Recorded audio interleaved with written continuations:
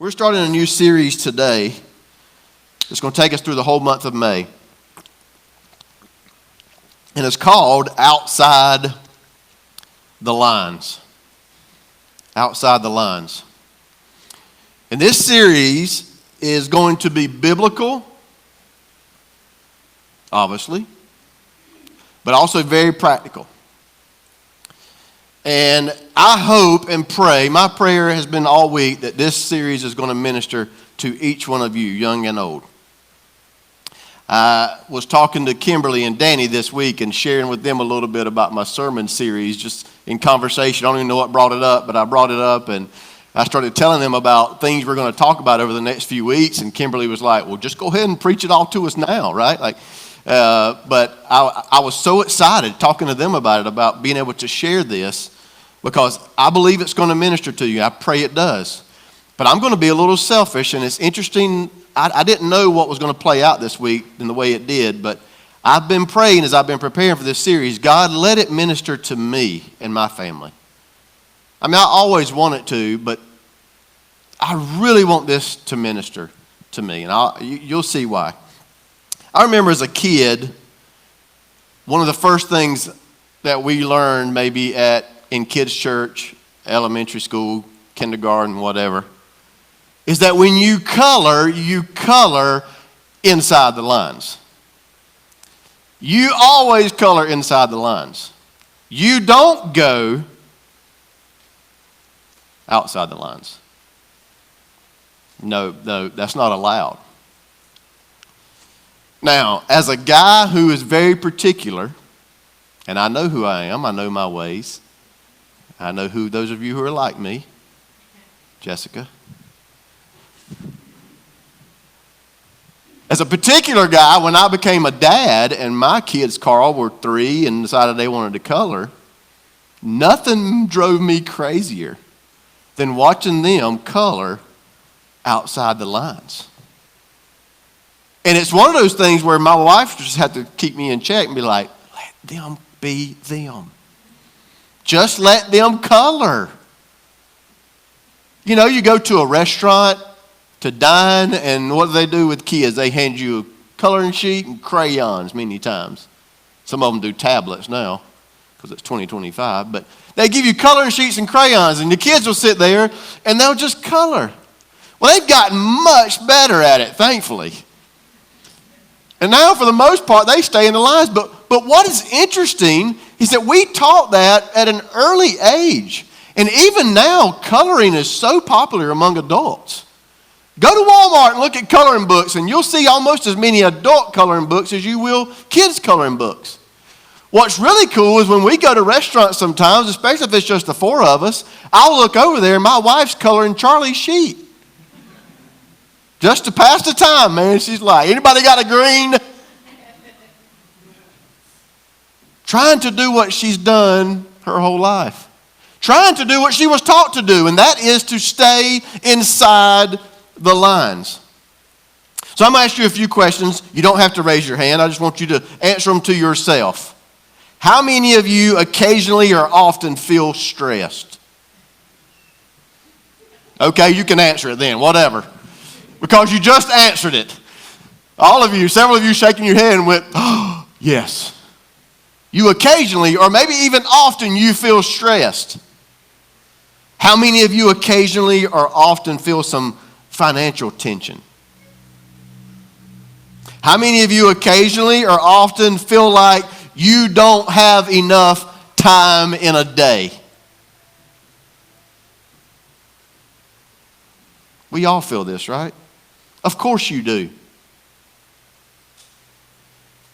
We do this because the world and our culture pushes us to the limits. Buy more, do more, see more, accomplish more, go more, conquer more. More is what the world is telling us. It's what the culture is telling us. And before you know it, you have colored outside the lines that God established for you in your life. You're completely off the paper. You got no margin in your life. And you're trying to figure it out like a 2-year-old trying to color, a 5-year-old trying to write their name. Just this Wednesday night, we came by. The youth and kids had Wednesday night. We came and dropped our kids off. And Emily was here. And she stood there. The first thing she said, and this has nothing to do with the sermon, but she looked at me and she looked at Pastor Matthew. She said, well, this is weird. We got the young pastor and the old pastor. I'm still offended. I'm old. I'm losing my sight, apparently. But then she looks at me and she says, Pastor Ashley, my dad taught me how to write my name in cursive. I said, oh, he did. Your dad can write cursive. He fooled you, didn't he? She goes out there and she gets one of our little prayer tags. Here's a plug. If you got a prayer request, write it down, hang it on the wall. We'll pray for you. Somebody will grab it. She grabs one of these cards and she starts writing. And I walked away and come back and I said, you write your name? And well, apparently she had thrown 2 or 3 of them away. And I said, what's wrong? She said, I keep running out of space. That's the life we live. We're outside the lines. We're living so fast, so furious, piling on so much more that we can't even stay in the lines. And I would argue that most of us, and I didn't know I'd get emotional here, and I know I do it a lot, but most of us, hear your pastor, most of us, including myself, are living at an unbiblical and unsustainable pace.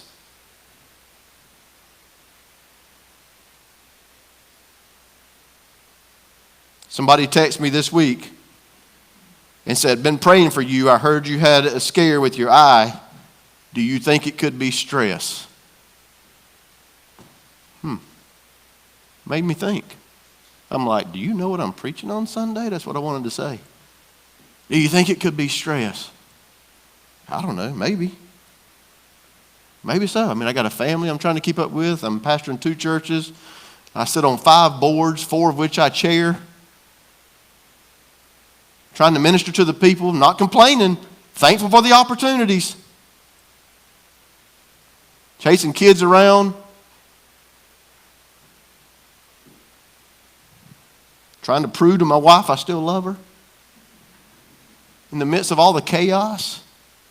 Spending the night in the hospital unexpectedly because things don't always go the way we planned them. It's insane what normal has become today. It's insane. You know what's one of the most wonderful parts of going on a mission trip? Slowing down. Slowing down. People in Uganda will tell you all day long, man, things just move so fast in America. Yep, they do, and it's called the people. It's the lifestyle. Even our kids are doing it. Our kids come home, they have homework after they've been in school for 8 hours.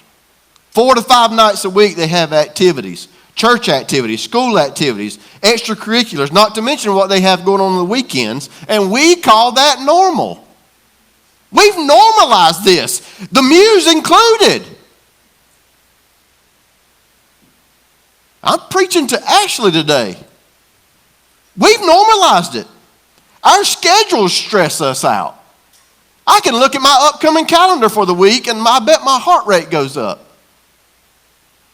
And virtually everybody that I know has little margin in their lives for error in the most important things that they do. We're constantly living outside the lines in so many areas of our life. God has given us this perfect picture of who we're supposed to be, what we're supposed to work with, and we can't seem to stay in those healthy and safe limits that He's given us. What is a Sabbath even? What is that? Today's supposed to be a day of rest.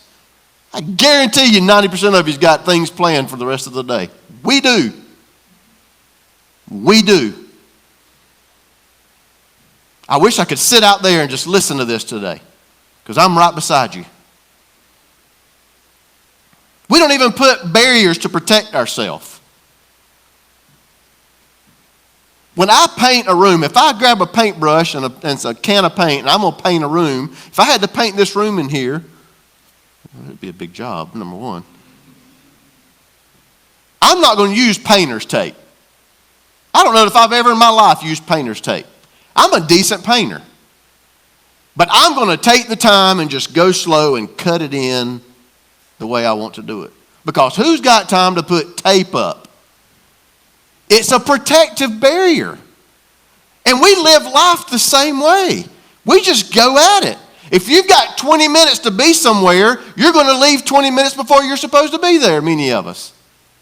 Because who's got 30 minutes?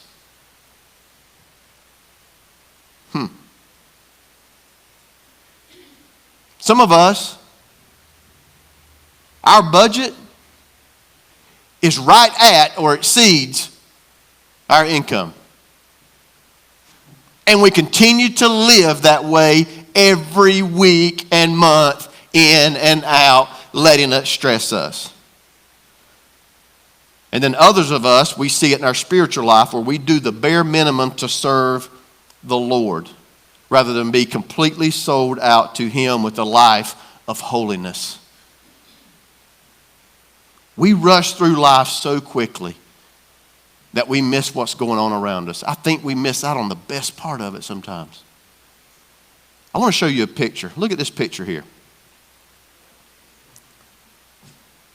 Anybody know what this is? It's a golf tournament. I'll give you that part. This is the Masters just a couple of weeks ago. Augusta, Georgia, right here in our state. This is the Masters tournament. This is one shot I found.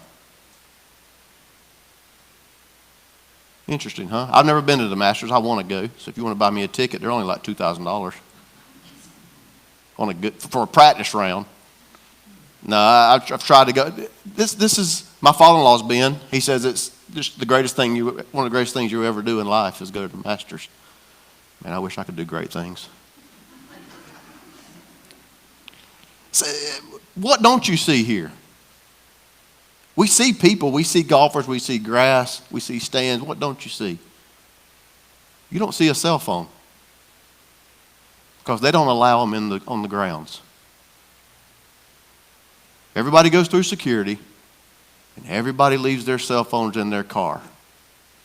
No phones allowed. And they say it's one of the most natural, relaxing experiences that you'll ever have in life. Because you actually take in what's going on around you. And nobody's texting you. Nobody's calling you. You're not checking those work emails. You're not worried about what's going on social media. You're just there to take in the glory of a wonderful course, Augusta National, and watch the best golfers in the world do their thing on the biggest stage ever. So we're starting a new policy in church next week. We get so distracted by life that we don't even know what's going on around us sometimes. Luke chapter 10 shows us a story like this, and I've preached on this before. Mary and Martha are expecting a visit from Jesus.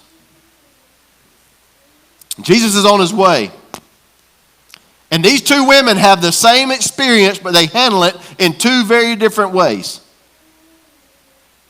Which we all have that choice, right? Some of you today may sleep while I preach. Some of you may be locked in and take notes. It's two different, same space, same message, different responses to the experience. Here's what happens in Luke chapter 10, verse 38. As Jesus and his disciples were on their way, he came to a village where a woman named Martha opened her home to him.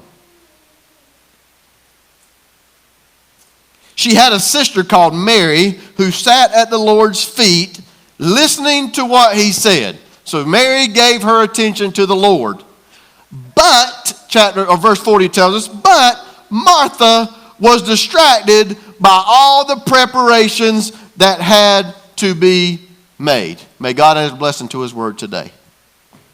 Two ladies same house, same experience, same opportunity. One of them is super busy. And the other one stops everything she's doing to spend time with Jesus. Both are present, but one of them's not even really there, because she's so busy doing other things. Now, I want you to think about something. Do you not think that Mary had things that she could have done? Maybe she had some laundry back home that she needed to work on. Maybe she needed to make dinner for her family. Maybe she needed to catch up on her latest TV show. Some of you got that. But Mary chose to handle this a completely different way. Martha, on the other hand, is scurrying around like many of us, distracted and wigging out because company's coming over. And we would do the same thing. We had a family show up on our doorstep Friday night and knock on the door and drop us food without telling us they were coming. I'm okay with that. Because if they had said, hey, we're 10 minutes away, oh my Lord. You know how it is. You want your house to be prepared for guests that come over. And that's okay. Thankfully, our house was pretty in order. And I had brushed my teeth. But here's Martha wigging out over the fact that she's got so much to do that she was too busy to even enjoy the moment. The Son of God is right in front of her in her home, and she couldn't even pause to take notice that he was there. Wow. How many of us have God sitting right in front of us and we don't even notice him? We're too busy to even recognize he's even there, much less trying to talk to us.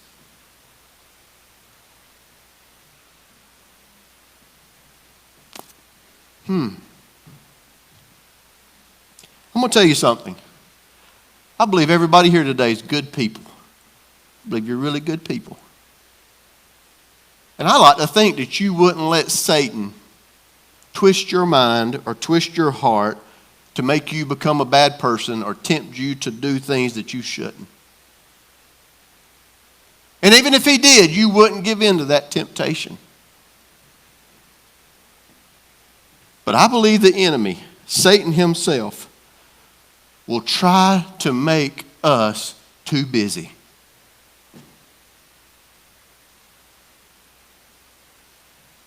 And I think it's working.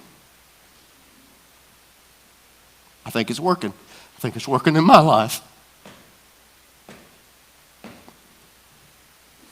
And God says, slow down. Do you even see me? Do you even hear me? I'm right here in your home. I'm right in front of you. And you're too busy doing X, Y, Z and all this other stuff that at the end of the day is not even going to matter. We're so distracted from the very best that life has to offer us sometimes because we're consumed, obsessed, and I'm going to say it, even possessed with accomplishing things that we think are urgent and necessary. And the enemy's tricked us through the culture of this world that we live in to believing that we have to do it in order to keep up and be normal. We're not called to be normal. Paul said in Romans, don't be conformed to the pattern of this world. We're supposed to be different. People should look at us and think we're rested. They should look at us and think that we have encouragement and hope and grace and love all about us. The fruits of the Spirit should be evident in our lives.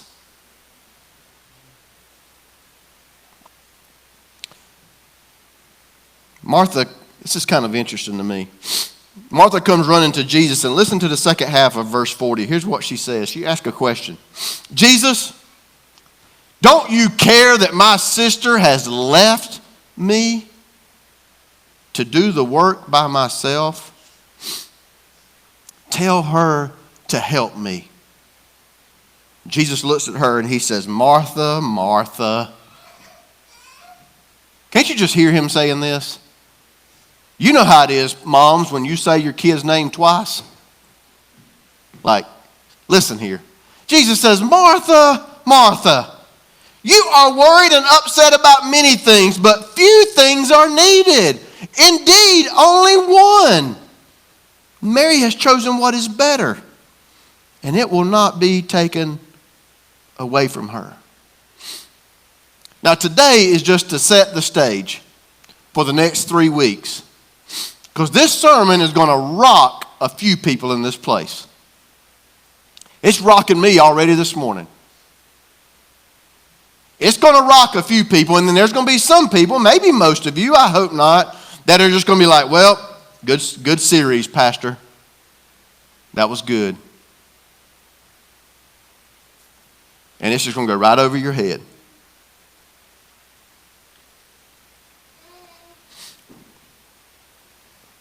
I'm not pushing for this series to bring about minor changes in your life.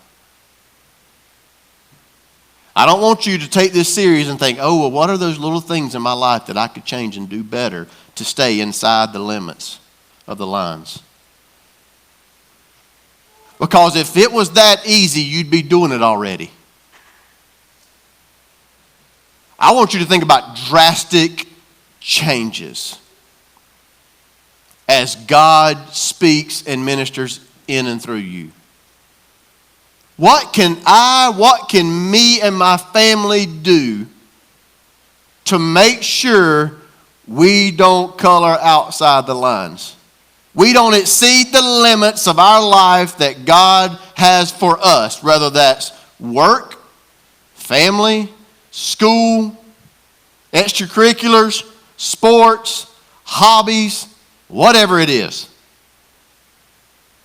How do I stay in the box that God's prepared for me? I'm convinced with all my heart that many of us are living contrary to the way God designed us to live. We're living it our way, just like Martha. And you don't even recognize it. Martha didn't even recognize it. The Son of God had to call her out. And many of us look at it, we're like, well, we're doing things the right way. I mean, we're doing what everybody else is doing. We're living just the way everybody else. Everybody else is busy too. And you know, we got technology today to make things easier. We're fooling ourselves. No wonder we have problems convincing people to serve the Lord. We're not any different from them in many ways. In the way we live our lives. When we live out this, real quick, when we live outside the lines, two things happen. First, living beyond our limits creates stress. I asked you earlier how many of you occasionally or even often stressed out. And I'm telling you, you didn't have to raise your hands. I wish everyone could have seen everyone. We're so stressed many times because we bring it on ourselves. We are living outside the limits that God has ordained for us, whether it's time or money or moral things. We're doing things more than they are necessary. And it brings enormous amounts of stress. Number two, here's the second thing that happens when we live beyond our limits. It negatively affects our relationships.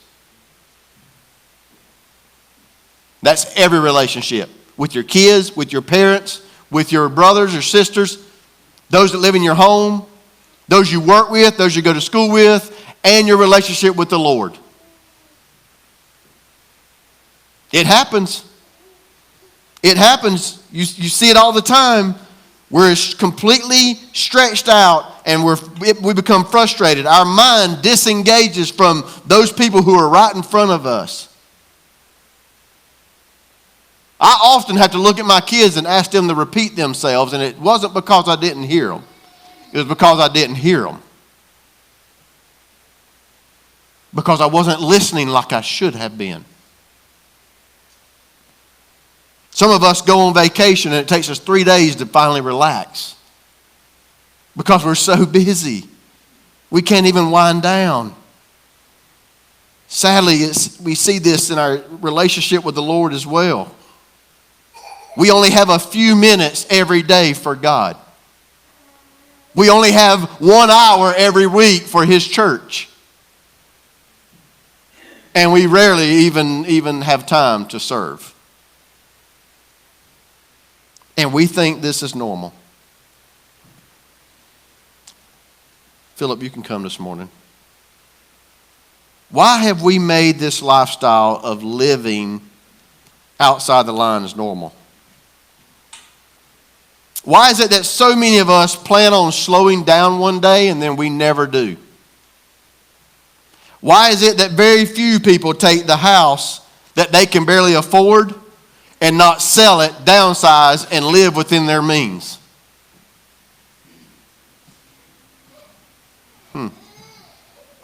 Why is it that we say money doesn't make us happy, but we fight and claw to have more and more of it so that we can keep up?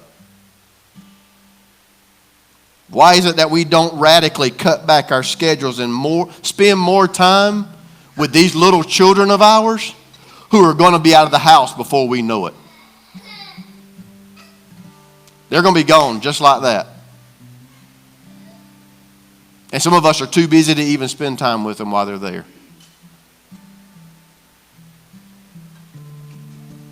Most of us, here's the reason why we don't. Here's the reason why we don't do those things, because most of us don't fully trust God. That's it. We say we trust everything in Him, but we want control of everything ourselves. We want to dictate our schedules, our work style, our income. We got to work harder. We got to make more money. We got to have nicer things. We got to have this. We got to go there. We got to do that. And that's insanity. You know what it is? It's idolatry. We idolize the things of this world rather than spending time with God who's right there in the room with us. So over the next 3 weeks, don't stay home. Come hear what I got to say through the Lord. The Lord's going to speak over the next 3 weeks. You want to be here, I promise you. Over the next 3 weeks, I'm going to challenge you and I'm going to push you like maybe I haven't pushed you in quite a long time. Because, it's the end of the school year. It's exam time and we're going to push real hard and finish strong. So over the next few weeks, I'm going to push you. I'm going to challenge you as the Lord has given it to me. And what you do with it is completely up to you. What you do with it is completely up to you. If you're here over the next 3 weeks, all of you are going to have the same experience. All of you are going to hear the same message. How you interpret it, how you receive it, how you apply it in your life and in the life of your family is totally up to you.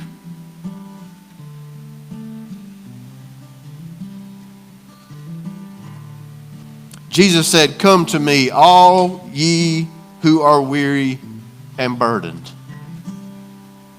Come to me, everybody that's stressed out, overwhelmed, can't get it all done. Come to me, single parents who are struggling to keep it all together.